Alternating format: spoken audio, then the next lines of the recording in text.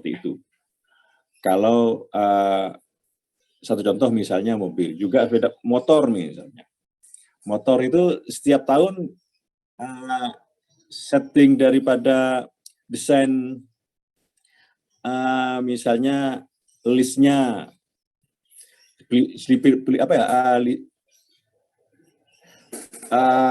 garis-garis gitu. Kalau misalnya garis-garis atau gambar di bodi motor itu tahun ke tahun minimal hanya itu yang berubah minimal. Sebelum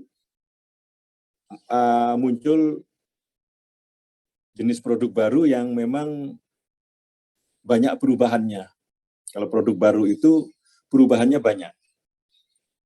Tapi kalau setiap periodenya ada suatu perubahan-perubahan.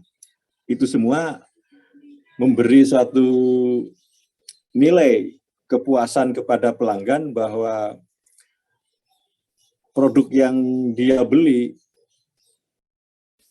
di tahun yang baru dengan sendirinya akan berubah atau tidak sama dengan tahun sebelumnya. Nah, itu akan memberi suatu kepuasan kepada pelanggan bahwa produk yang dia beli, yang dia korbankan dengan sejumlah uangnya itu memberikan suatu kepuasan bahwa barang tersebut adalah barang baru. Karena memang tidak sama dengan produk sebelumnya. Meskipun hanya gambar di bodi tersebut, di bodi motornya itu. Mungkin yang lainnya masih tetap sama, mesin dan lain sebagainya. Tahun berikutnya mungkin ditambah lagi, tidak hanya gambar yang di motor itu, tetapi mungkin spion dan lain sebagainya ada suatu perubahan. Sama saja dengan McDonald misalnya. Itu mendesain produk siap saji dengan bahan daging ayam yang berdasarkan budaya tiap-tiap negara. Karena ada daging yang tidak haram seperti India, Indonesia itu tidak mau dengan daging haram. Dan selanjutnya mungkin McDonald itu mengembangkan dengan pelengkap minuman ringan yang bervariasi. Mungkin kalau saudara berbelanja di McDonald atau KFC atau sejenisnya itu, pasti ada penawaran tentang jenis produk yang berkaitan dengan minuman.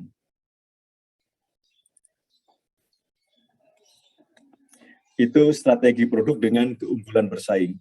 Jadi dengan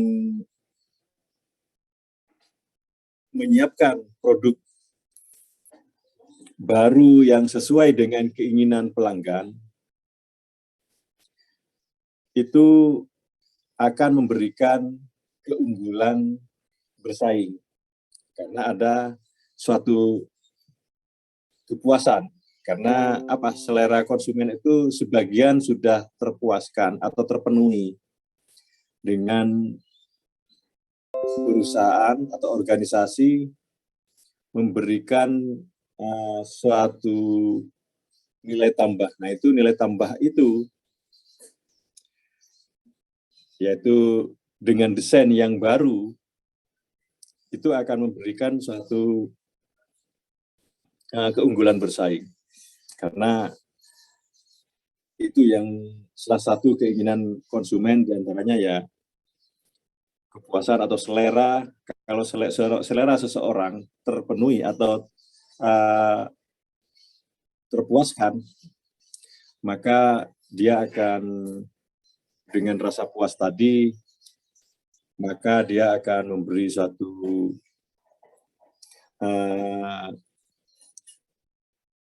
penilaian yang positif. Sama halnya dengan saudara, misalnya pesan sesuatu barang, dan kalau sekarang kan kalau setiap saudara menerima barang yang saudara terima secara online, maka saudara diminta untuk memberikan satu penilaian terhadap barang yang saudara terima. Misalnya bintangnya, kalau kurang puas maka bintangnya sedikit. Seperti itu. Berikutnya adalah umur suatu produk baru.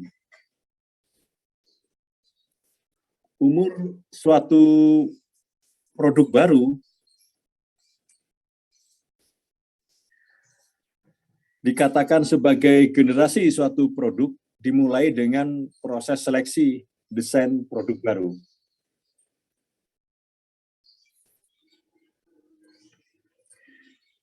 Terus mendefinisikan ke dalam strategi operasional dan implikasi produk sesuai dengan peluang yang ada.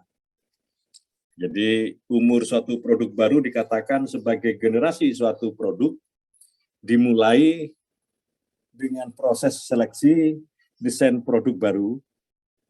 Seperti tadi itu informasi dan sebagainya itu langsung berikutnya adalah setelah diputuskan itu maka akan dilanjutkan kepada desain produk baru setelah diseleksi.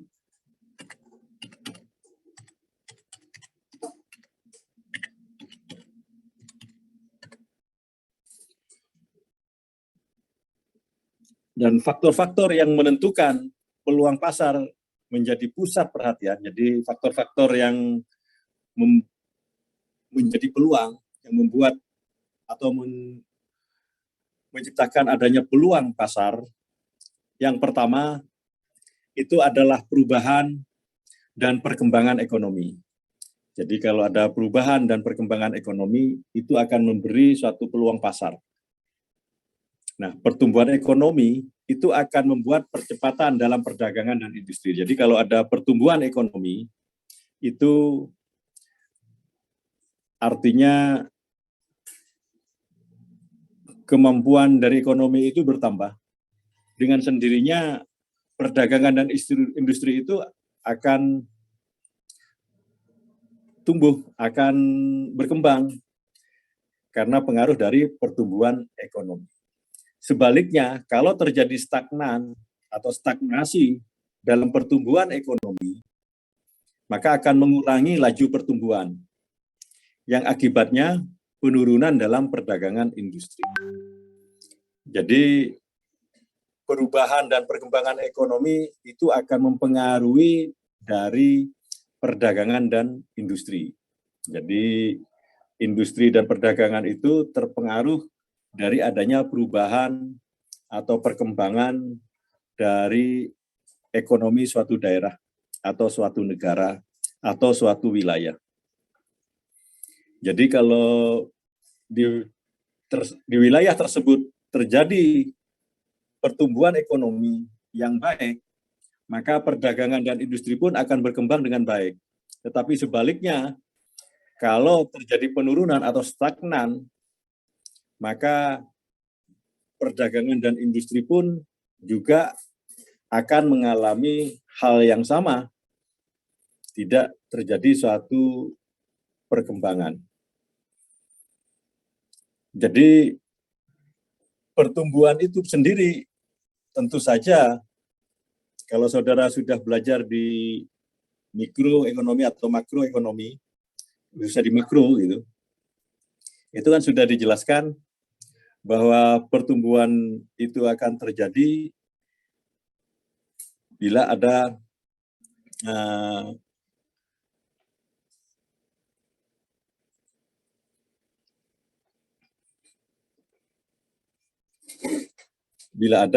perkembangan dan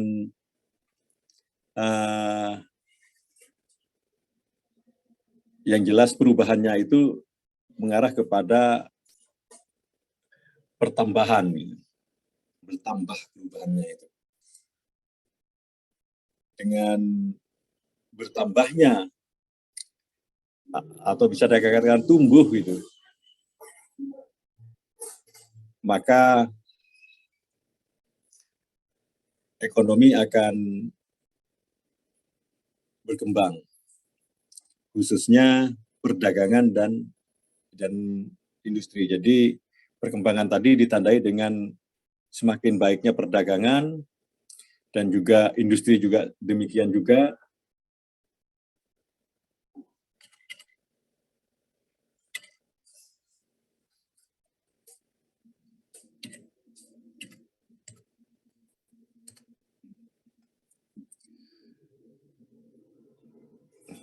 Terus berikutnya adalah perubahan sosial.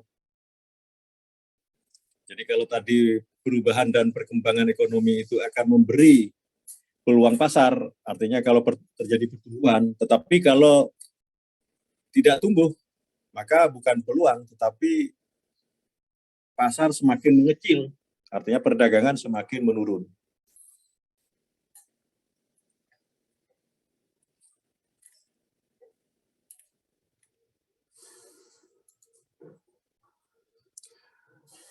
Yang kedua adalah perubahan sosial dan demografi.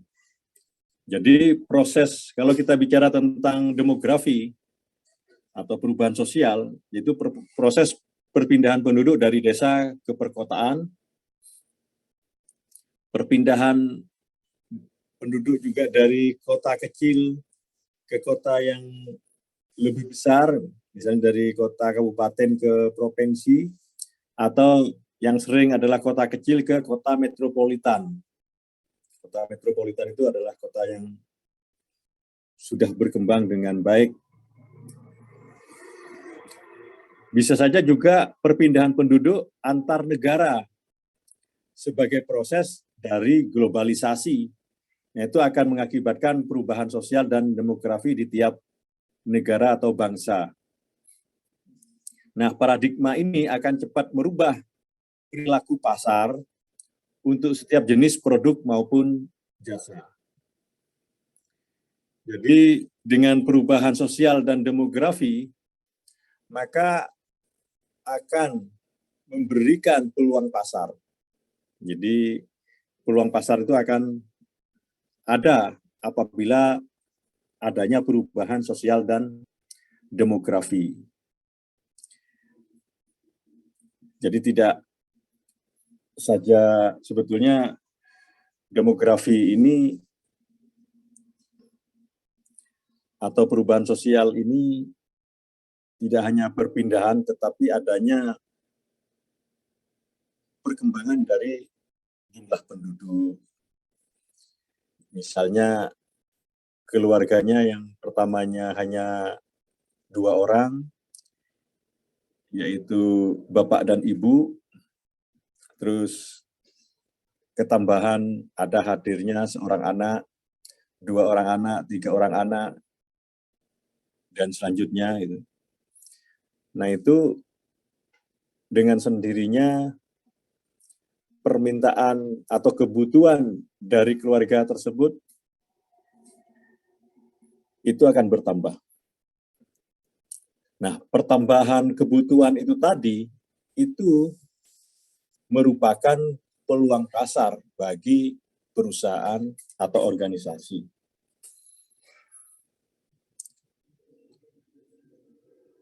Jadi kalau itu saya contohkan satu keluarga, nah kalau satu daerah dengan hadirnya, dengan bertambahnya populasinya, maka pertambahan populasi tadi atau pertambahan dari jumlah orang yang atau jumlah masyarakatnya itu, jumlah rakyatnya, maka itu akan memberi suatu peluang pasar bagi perusahaan. Yang ketiga, perubahan teknologi. Perkembangan teknologi dan ilmu yang semakin cepat, maka akan mengakibatkan siklus suatu generasi produk akan terpengaruh menjadi semakin singkat.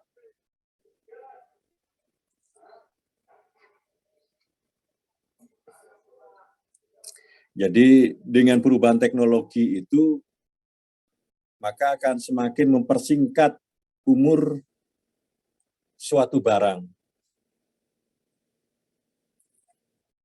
atau siklus suatu produk itu akan semakin singkat. Karena apa? Karena munculnya teknologi baru dari produk tersebut. Ada yang mau bertanya? Silakan. Izin bertanya, Pak. Ya, silakan. Mbak Alfi ya. Iya. Pertanyaan saya itu bagaimana sih Pak cara kita menentukan desain produk maupun jasa yang baik?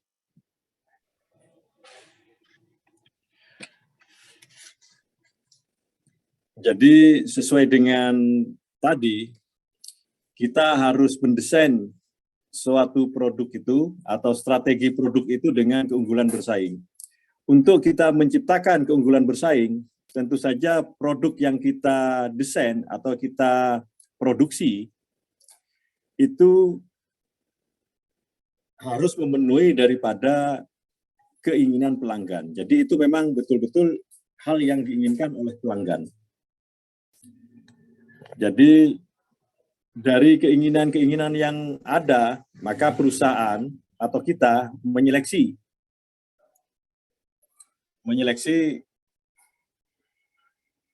produk tersebut atau keinginan dengan produk keinginan tadi. Jadi dari keinginan itu setelah kita putuskan, kita simpulkan gitu atau kita definisikan ke suatu produk yang akan kita hasilkan. Jadi keinginannya apa? Misalnya saudara apa? Misalnya produk apa? Kalau saya contohkan tadi motor, mungkin sekarang produk-produk yang ringan. Misalnya katakanlah pisang goreng gitu. Saudara biasanya membuat pisang goreng atau produksi pisang goreng itu seperti biasanya, seperti umumnya. Terus berikutnya mungkin ada informasi. Informasinya apa? Bisa menjadi informasi itu merupakan suatu keluhan, dari keluhan itu juga muncul suatu keinginan. Dari keluhan itu kan pasti kalau seperti ini, kalau begini kan gitu. Biasanya kan begitu. Begini-begitunya itu kan merupakan suatu informasi tentang produk kita yang sudah dinikmati oleh pelanggan. Sehingga ada umpan balik kepada kita selaku orang yang memproduksi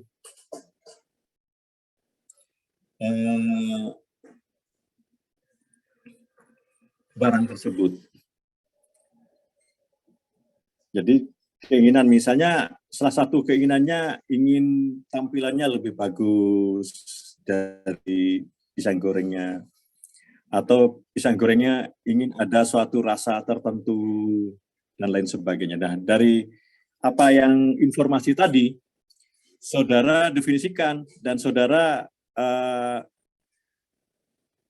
simpulkan kemampuan saudara memproduksi pisang goreng itu sesuai dengan keinginan dari pelanggan tadi, informasi tadi, yang dan saudara sudah memutuskan mana yang kira-kira bisa saudara penuhi dari pelanggan itu. Tapi kan produk nantinya saudara memproduksi pisang goreng tadi itu sudah merupakan produk yang diinginkan, salah satu hal yang diinginkan oleh pelanggan. Kan karena semua keinginan itu kan tidak mungkin saudara akan memenuhinya semua. Karena yang satu pinginnya begini, yang satunya begitu. Saudara kan kadang-kadang bingung karena banyaknya keinginan. Tapi dari keinginan itu bisa saudara pilih dan saudara definisikan menjadi suatu desain suatu produk. Jadi kalau pertanyaannya adalah tadi seperti apa? Pak Alfi? Bagaimana cara kita menentukan desain produk atau jasa yang baik, Pak? Nah itu, jadi kita tetap berpatokan atau mengacunya kepada keinginan pelanggan. Karena barang yang kita produksi atau jasa yang kita produksi harus bisa laku terjual. Jangan sampai kita memproduksi suatu produk baru tetapi produk baru itu menjadi gagal. Makanya banyak kan produk baru jadi gagal. Nah itu karena produk itu kurang diminati. Kenapa tidak diminati? Ya karena di luar daripada keinginan pelanggan. Karena itu apa yang saudara atau perusahaan itu lakukan atau saudara sebagai manajer operasional dalam hal ingin memproduksi suatu produk agar memiliki suatu keunggulan bersaing, maka harus dimulai dari mencari informasi tentang pelanggan. Yaitu informasi itu adalah berkaitan dengan keinginan pelanggan. Misalnya tadi pisang goreng. Pisang goreng kan saudara biasanya aduh, ininya sudah rasa bagus misalnya, cocok, cuman kurang bagaimana, atau mungkin pisangnya menginginkan pisang yang bagaimana. Nah itu dari informasi-informasi itu mana yang bisa saudara penuhi? Kan tidak mungkin satunya minta ada rasa yang lebih segar, lebih kekinian misalnya. Satunya menginginkan ya rasa seperti itu normal-normal saja, tetapi dengan tampilan yang lebih bagus dan banyak lagi. Saudara kan pertamanya bingung, tapi saudara tetap informasi itu atau keinginan pelanggan itu yang menjadi acuan, sehingga produk nantinya saudara lepas ke pasar, maka produk itu langsung diminati karena sesuai dengan keinginan pelanggan, bukan tidak di luar dari itu. Karena kalau di luar dari itu ada kecenderungan produk itu akan menjadi produk gagal. Jadi tetap harus memenuhi daripada keinginan pelanggan. Keinginan pelanggan itu seperti apa? Misalnya rasa pisangnya. Tinggal pisangnya saudara pertamanya mungkin pakai pisang jenis A, berubah jadi jenis B yang memang banyak diminati. Karena rasanya, dan kalau sudah digoreng juga lebih baik. Dan misalnya yang berkaitan dengan tampilan, juga jenis pisang itu tampilannya juga bagus, mudah dimodif, mudah dibentuk, sehingga memenuhi daripada pelanggan yang menginginkan daripada bentuk produksi yang merupakan produk baru dari perusahaan tersebut, itu harus mencerminkan apa atau merupakan jawaban dari apa yang diinginkan oleh pelanggan. Jangan sampai beda. Jadi seperti itu, Mbak Alfi. Jadi tetap langkah-langkah kita dalam mengeluarkan atau memproduksi suatu produk baru, itu harus produk tersebut itu merupakan jawaban dari keinginan pelanggan itu tadi. Kalau ada satu produk itu gagal karena kriteria keinginan tadi mungkin banyak tidak terpenuhi, sehingga pelanggan beralih ke produk yang lain yang sama.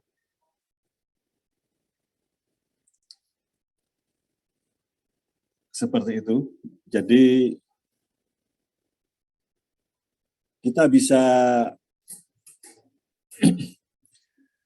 memiliki satu keunggulan bersaing apabila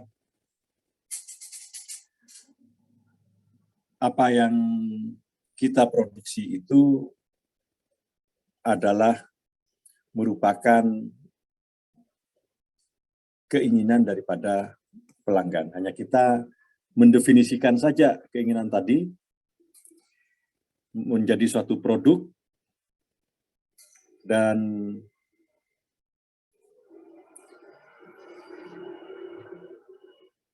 pelanggan nantinya dengan sendirinya akan menyukai produk tersebut. Jadi kalau tanpa informasi dari pelanggan atau keinginan pelanggan itu belum terserap dulu, belum kita teliti dulu atau menerima informasi pasar, maka produk yang kita produksi bisa saja bukan barang yang dibutuhkan. Meskipun barang itu dibutuhkan, tapi dianggapnya tidak, karena ada produk yang lain yang sejenis yang diproduksi oleh organisasi lain atau perusahaan lain, dianggapnya lebih sesuai. Nah, karena itu kita harus artinya merebut daripada apa yang menjadi selera dari pelanggan. Kita itu harus memperhatikan betul tentang selera pelanggan di dalam bidang produksi itu. Produksi bidang apa? Misalnya makanan ringan, misalnya jus gorengan. Demikian yang sebaliknya, misalnya ukiran. Yang ukiran apa? Tentu saja banyak hal yang akan memberikan suatu nilai tambah dan juga pangsa pasarnya.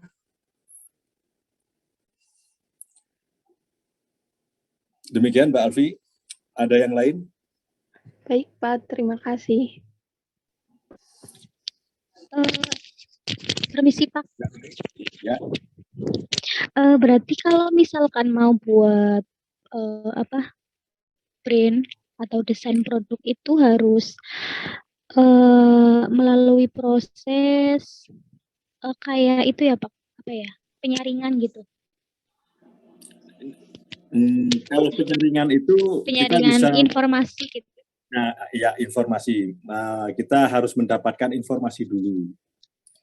Nah, makanya kita seperti materi yang lalu, kita harus melakukan penelitian pasar. Penelitian itu artinya kita meneliti informasi-informasi, karena tidak semua informasi yang kita sampai kepada perusahaan itu merupakan informasi yang sebetulnya.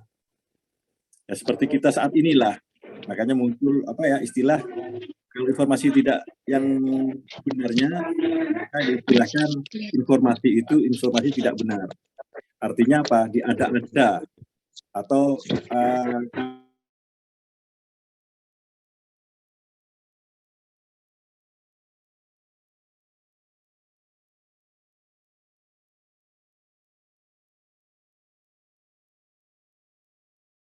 Warahmatullahi wabarakatuh. Waalaikumsalam warahmatullahi wabarakatuh. Kita lanjutkan. Jadi informasi yang sampai kepada kita itu kita analisa, kita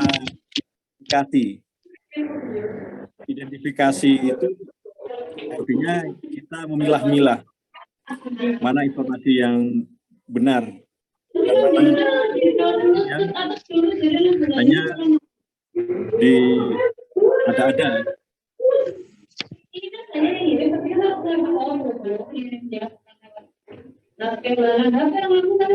Boleh dimut dulu. Ya, makasih. Jadi setelah ini karena ada informasi yang seperti misalnya seperti saat ini. Ada informasi yang sengaja dibikin besar.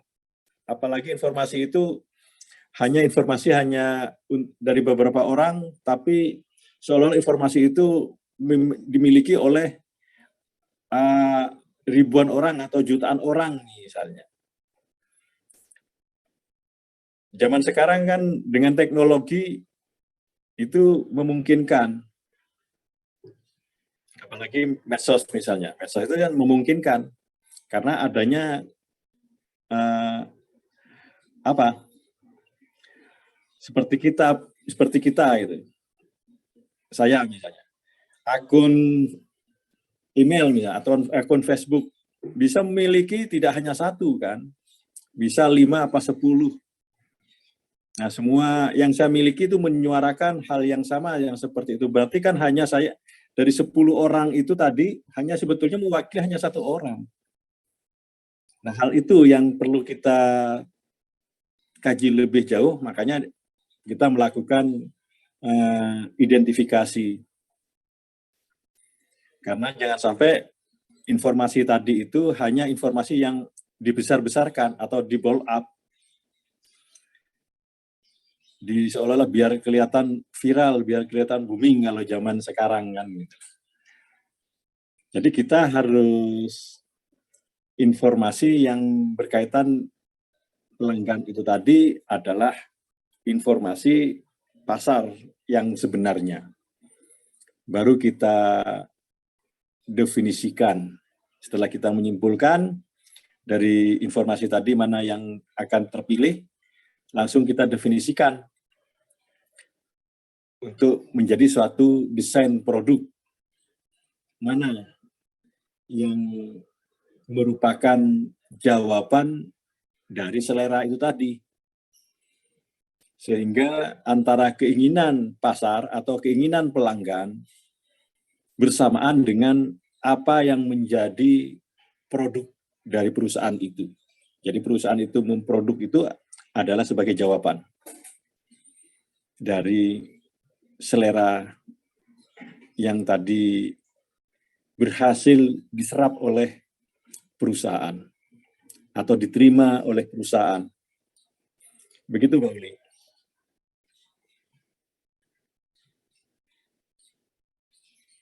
Ada pertanyaan yang lain?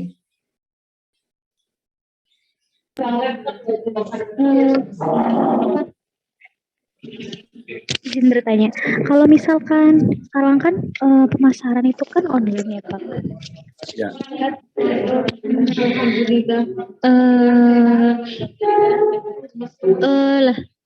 Itu bagaimana cara kita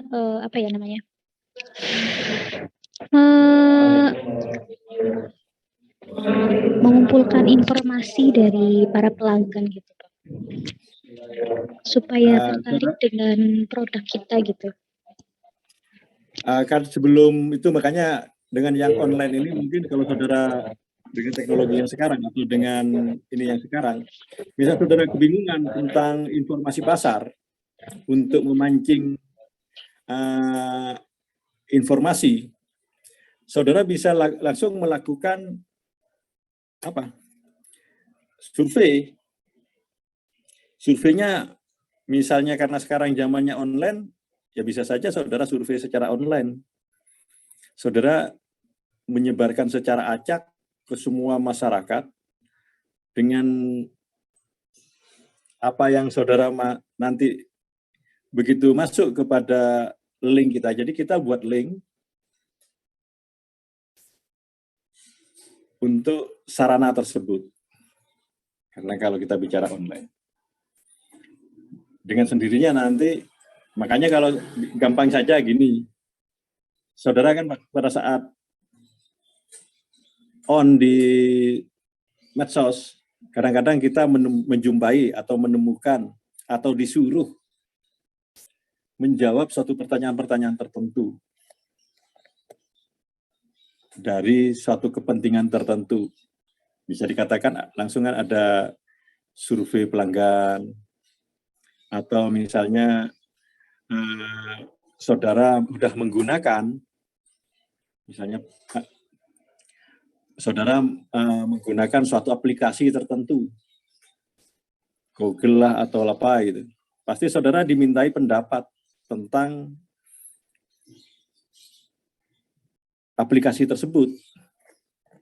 Nah, itu artinya perusahaan itu untuk perbaikan ke depannya atau untuk menampilkan produk ke depannya itu telah menyaring informasi atau telah menerima informasi seperti apa yang diinginkan untuk kalangan tertentu. Nanti kan meskipun itu menyebar luas, nanti perusahaan atau saudara itu memilah-milah, artinya mengklasifikasikan, mengkelas-kelaskan. Oh, ini kelas pelajar, kelas mahasiswa, misalnya dari sisi pendidikan. Atau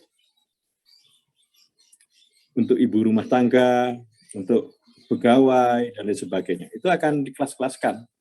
Seperti apa? Jadi kan banyak kalau untuk pelajar misalnya. Siswa seperti apa? Kan pendapatnya mungkin banyak. Berbeda-beda. Untuk kalangan mahasiswa, informasinya juga banyak. Berbeda-beda. Demikian juga dengan ibu rumah tangga, pegawai, dan lain sebagainya. Nah, itulah informasi-informasi itu yang bisa kita terima dari konsumen atau dari pelanggan kita. Misalnya satu aplikasi. Tapi kalau saudara tidak berkaitan dengan itu, saudara bisa ikut-ikutan membuat iklan. Iklannya yang merupakan suatu survei. Bisa saudara titipkan ke grup WA mana misalnya, medsos. Kan sering itu. Untuk survei apa, atau minta masukan apa, itu bisa saudara lakukan. Malah dengan teknologi yang sekarang, dengan online, kita akan lebih mudah. Kalau saudara dengan manual, tidak online, bisa saudara langsung mendata di pasar. Pasar saudara di mana? Apakah pasar murni, benar-benar pasar, misalnya pasar wage, pasar manis, pasar pon gitu. Kan kalau orang Jawa kan berkaitan dengan pasaran. Atau saudara datang ke keramaian yang merupakan tempat keramaian, misalnya di mall, atau di mana yang merupakan tempat berkumpulnya yang merupakan produk saudara. Itu saudara menyebarkan kuesioner, pertanyaan-pertanyaan yang perlu dijawab, bisa merupakan pertanyaan langsung atau bisa merupakan pertanyaan yang respondennya yang disuruh menjawab, mengisi, atau dengan wawancara langsung. Bisa itu dilakukan.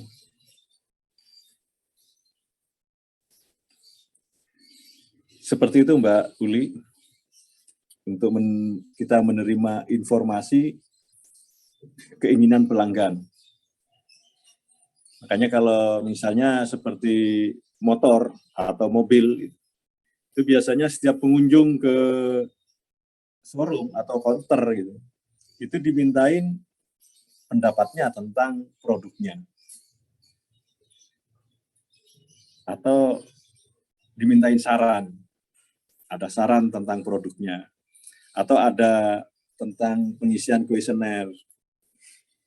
Nah, itu adalah salah satu cara yang dilakukan oleh perusahaan untuk mengetahui perkembangan dari keinginan atau perkembangan dari selera pelanggannya atau konsumennya. Dan itu langsung ditindaklanjuti, tidak hanya sekedar bertanya, tetapi ya sudah dianggapnya masuk ke bak sampah gitu. Kalau ditumpuk saja sama saja dengan masuk ke bak sampah. Ya harus diidentifikasi informasi-informasi itu setiap bulan, setiap 3 bulan, sesuai dengan kebutuhan perusahaan, kapan perusahaan akan mengeluarkan produk baru. Sehingga produk baru tadi itu sudah merupakan jawaban dari apa yang menjadi saran, menjadi isian daripada kuesioner yang ditanyakan oleh perusahaan.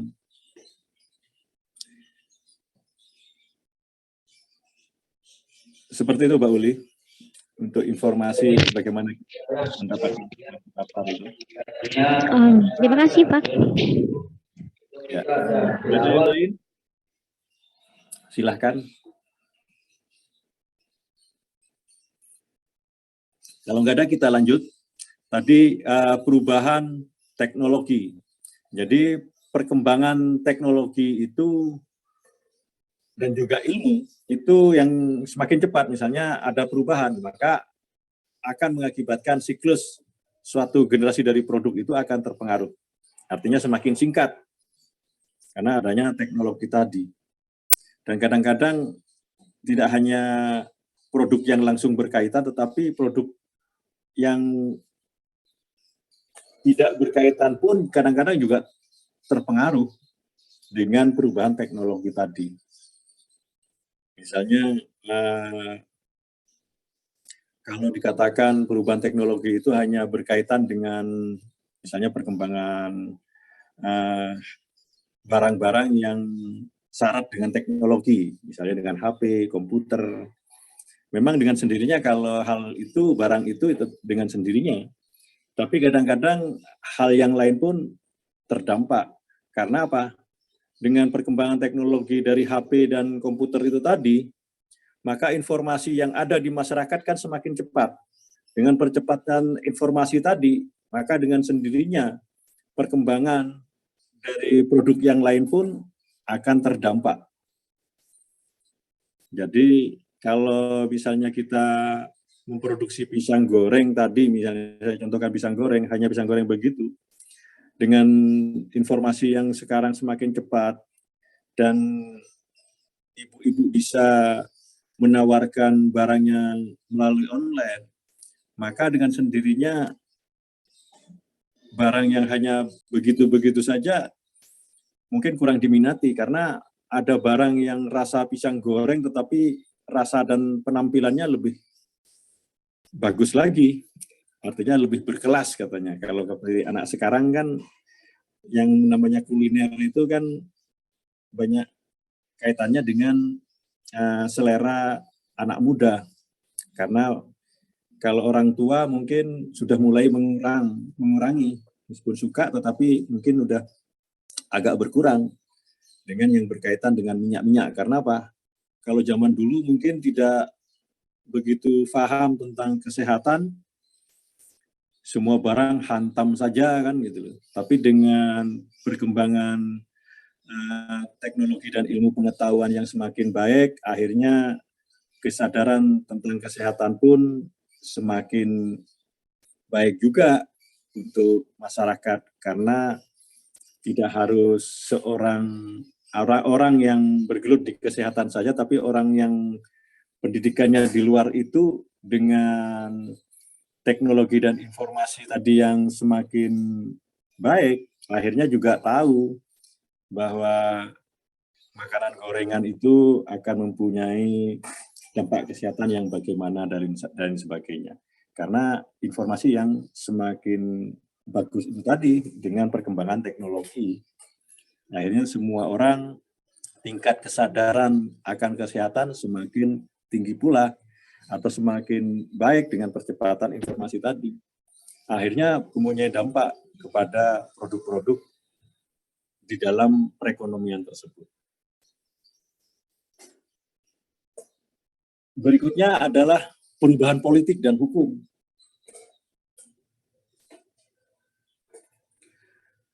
Nah, misalnya seperti di Indonesia, perubahan politik dan hukum itu. Misalnya di Indonesia, perubahan dari Orde Baru menjadi order reformasi. Akhirnya apa? Perilaku kita akan mengikuti daripada reformasi yang berkembang itu. Jadi merubah perilaku konsumen terhadap suatu produk dan jasa. Jadi perubahan politik dan hukum itu akan mempengaruhi pangsa pasar kita. Atau dengan perubahan politik, misalnya politiknya semakin panas. Biasanya semakin panas itu meninggi gitu, artinya meninggi, bukan panas, meninggi gitu politiknya. Biasanya kalau sudah mendekati perubahan dari kepemimpinan atau perubahan dari legislatif, maka itu akan menjadi peluang pasar.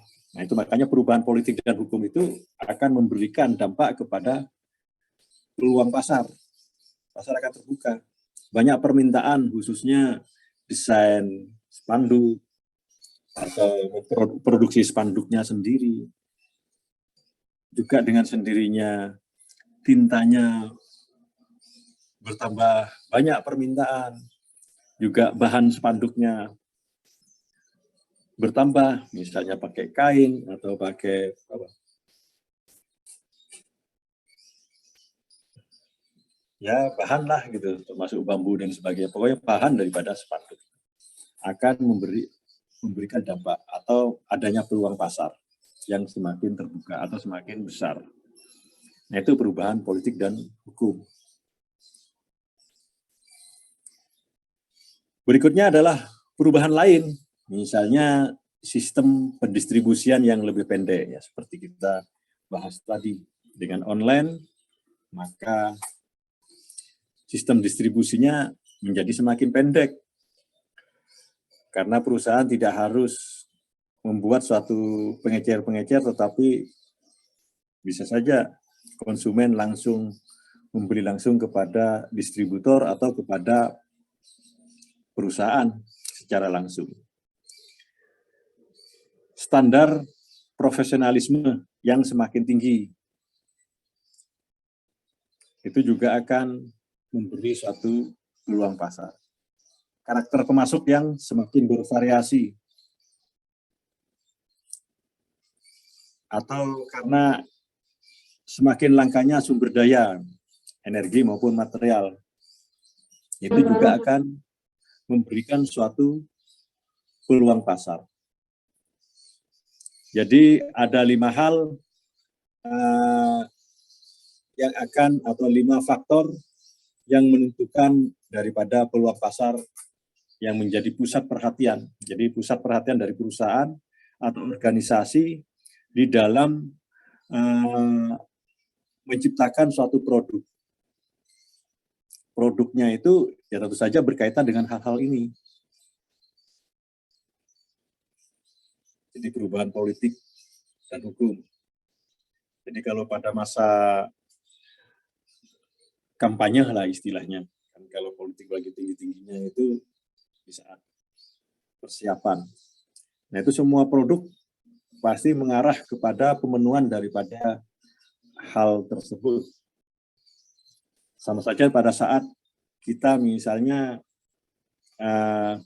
pada saat Lebaran, semua produk akan mengarah bagaimana, karena itu waktunya singkat, akhirnya hanya didesain sedemikian rupa untuk memenuhi kegiatan tersebut. Misalnya Lebaran, apa parcel, jadi didesain produk itu menjadi satu apa buah tangan, oleh-oleh gitu. Parcel itu kan sebetulnya buah tangan, oleh-oleh dan lain sebagainya. Itu faktor-faktor yang menentukan peluang pasar yang bisa kita perhatikan dengan baik di dalam kita memproduksi suatu produk, khususnya bagi manajer operasional tentu saja. Ada yang ingin ditanyakan? Kalau tidak ada, kita lanjut. Siklus kehidupan produk atau produk life cycle-nya. yang dimaksud dengan product life cycle itu menggambarkan lahirnya suatu produk baru sampai pada kematian. Jadi kalau siklus kehidupan itu dari lahir sampai mati. Barang pun juga demikian. Suatu produk dikatakan sudah lama. Jadi meskipun tidak mati, kalau produk itu tapi dikatakan sudah lama atau sudah produk yang tidak laku. Meskipun laku tetapi sudah tidak ekonomis lagi. Dengan demikian, tahapan siklus kehidupan produk itu merupakan salah satu cara untuk pengembangan produk dan penciptaan produk baru. Jadi bisa menciptakan produk baru, kalau penciptaan itu artinya ada baru-baru benar, tapi kalau pengembangan, jadi produk yang ada itu dikembangkan. Misalnya menjadi lebih menarik, tentu saja pengembangan itu artinya menjadi produk yang lebih menarik. Sehingga pembaruan produk itu merupakan tuntutan yang berkesinambungan. Jadi harus terus-menerus kita melakukan pembaruan terhadap produk yang kita produksi. Dengan siklus kehidupan produk yang demikian, yang diacu itu berdasarkan analisis biaya, pengembangan, dan investasi. Artinya, di dalam kita memperhatikan siklus itu berarti juga kita akan dikaitkan dengan biaya. Kalau sudah berkaitan dengan biaya, tentu saja ada kaitannya dengan investasi.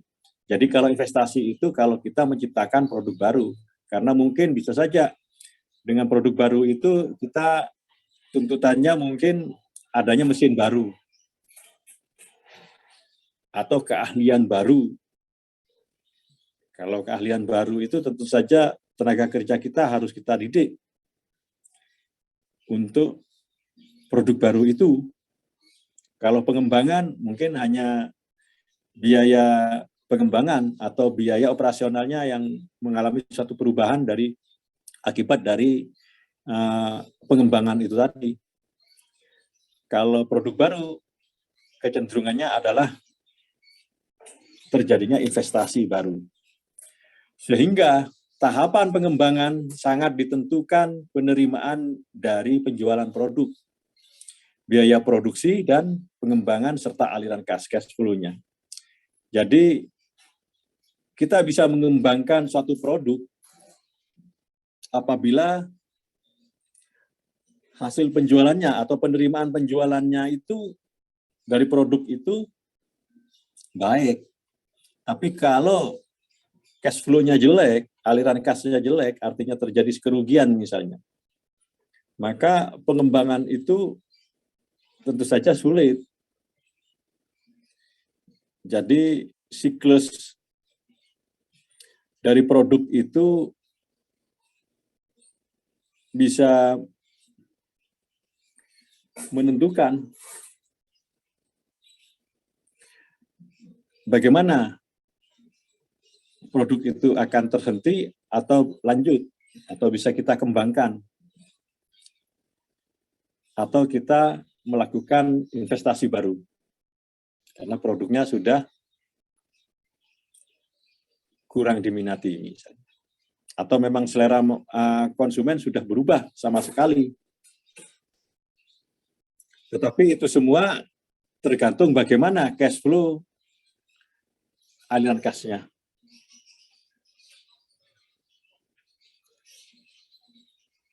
Ya kalau merugi terus tentu saja mungkin tidak hanya tutup dari produknya, perusahaannya pun mungkin tutup. Tetapi kalau masih bagus, maka meskipun barangnya tidak laku, artinya terjadi suatu kerugian di saat itu, tetapi secara keseluruhan penerimaan dari penjualan produk itu masih memungkinkan untuk dikembangkan, maka akan dikembangkan. Atau mungkin dengan cara investasi baru. Nah, itu. Jadi analisis siklus kehidupan produk itu akan dapat memberikan solusi di dalam pengembangan produk. Karena ada produk yang sudah berumur cukup tua, tetapi masih memberi kontribusi terhadap total penjualan. Jadi meskipun umur ininya sudah tua, sudah lama gitu produknya, tetapi masih diminati. Ada yang seperti itu. Sebaliknya ada produk baru dan masih berumur cukup muda, sudah tidak signifikan lagi kontribusinya terhadap total penjualan, yang kurang diminati. Jadi kesimpulannya bahwa analisis siklus kehidupan produk itu, penjualan, biaya maupun laba, itu yang dihasilkan dapat membantu pengembangan dan mempertahankan suatu produk. Jadi kesimpulannya, siklus kehidupan suatu produk itu ditentukan dari hasil yang didapat. Kalau hasilnya bagus dalam perjalanan produk itu, maka pengembangannya akan berkesinambungan untuk mempertahankan suatu produk itu. Tapi kalau kurang, nah tentu saja bagaimana mengembangkan, untuk bertahan hidup aja sudah susah. Apa mau berkembang? Ya akhirnya bisa saja jadi tutup, produknya tidak menjadi berkembang karena perusahaannya tutup, karena sudah tidak mampu menopang daripada biaya operasionalnya. Makanya pengembangan itu tergantung bagaimana yang dihasilkan, laba yang dihasilkan dari produk-produk itu, artinya dari tahun-tahun sebelumnya, atau dari hari-hari sebelumnya, atau bulan-bulan sebelumnya.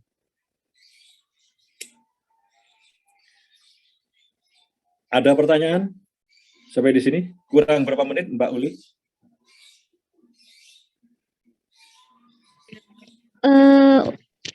Kurang lebihnya 15 menit, Pak. Ya, masih cukup. Jadi silakan. Kalau ada yang mau bertanya, silakan sebelum saya melanjutkan ke materi. Silakan, mungkin ada yang ingin ditanyakan siklus kehidupan produk. Maaf Pak, kurang lebihnya 10 menit. Cukup untuk misalnya ada yang bertanya, silakan. Atau mau dicukupkan dulu?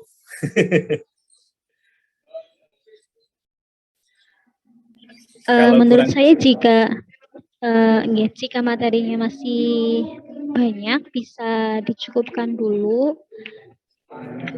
Jadi teman-teman, ada yang mau bertanya, silahkan. Ya, silakan. Mungkin ada.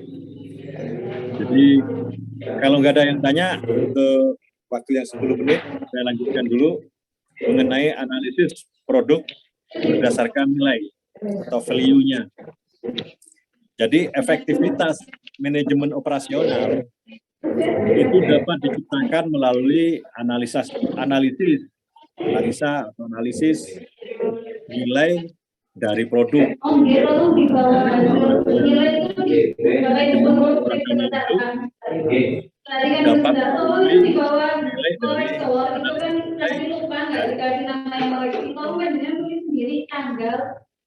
dari tanggal hari ini namanya produk yang kontribusinya sangat besar terhadap penerimaan total penjualan bagi perusahaan itu dapat dikembangkan dengan jalan diferensiasi produk. Jadi diferensiasi seperti yang pernah kita bahas sebelumnya. Jadi produk yang sudah diminati gitu sama masyarakat, sudah banyak pelanggannya. Nah, kan eman-eman pelanggan sudah banyak, jadi kita memanfaatkan produk yang sudah dikenal sekali oleh masyarakat itu, sambil kita mengenalkan produk baru. Jadi diferensiasi itu sebetulnya mengenalkan produk baru, tapi produk itu merupakan diferensiasi, artinya pengembangan daripada produk yang sudah dikenal itu tadi. Jadi pengembangan itu dapat dilakukan dengan melakukan investasi penelitian Jadi kita melakukan penelitian, pengembangan itu, dan juga pengembangan itu sendiri. Serta dilanjutkan investasi baru atas mesin dan peralatan produksi yang dibutuhkan berdasarkan hasil penelitian. Tujuannya adalah untuk meningkatkan arus kas, artinya cash flow-nya tujuannya. Sehingga total penerimaan dari penjualan dan laba bersihnya itu, dan juga analisis biaya operasionalnya harus tetap efisien.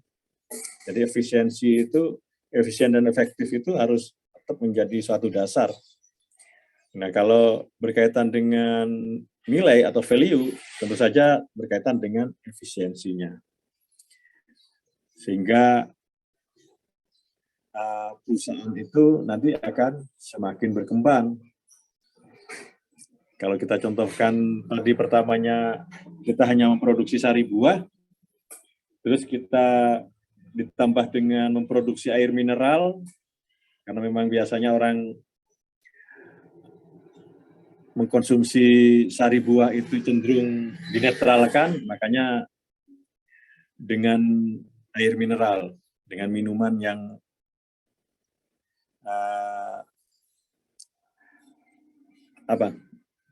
yang netral, yang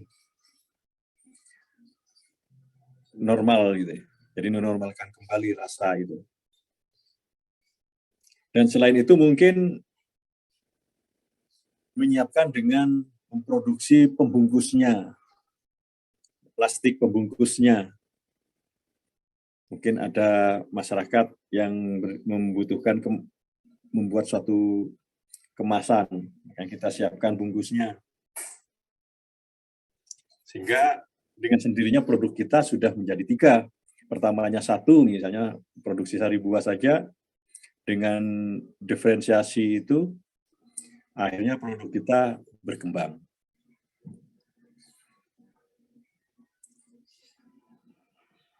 Itu analisis produk berdasarkan nilai. Ada pertanyaan? Kalau nggak ada pertanyaan, untuk kuliah hari ini sebelum waktunya habis, jadi saya cukupkan dulu untuk kuliah hari ini. Nanti kita akan ketemu di kuliah kita di berikutnya. Dan mungkin kalau sekarang mungkin belum terfikirkan, misalnya nanti menjadi terfikirkan, mungkin ya silahkan nanti saudara bisa tanyakan di pertemuan yang akan datang tentang materi yang sedang kita bahas ini, sebelum nantinya kita lanjutkan ke materi berikutnya. Begitu Mbak Uli ya, kita cukupkan dulu untuk pertemuan kita hari ini. Iya Pak. Untuk absensi nanti saya kirim ya Pak. Ya, terima kasih. Akhirnya wassalamualaikum warahmatullahi wabarakatuh. Waalaikumsalam warahmatullahi wabarakatuh. Terima kasih. Waalaikumsalam warahmatullahi Terima kasih Pak. Terima kasih. Terima kasih Pak.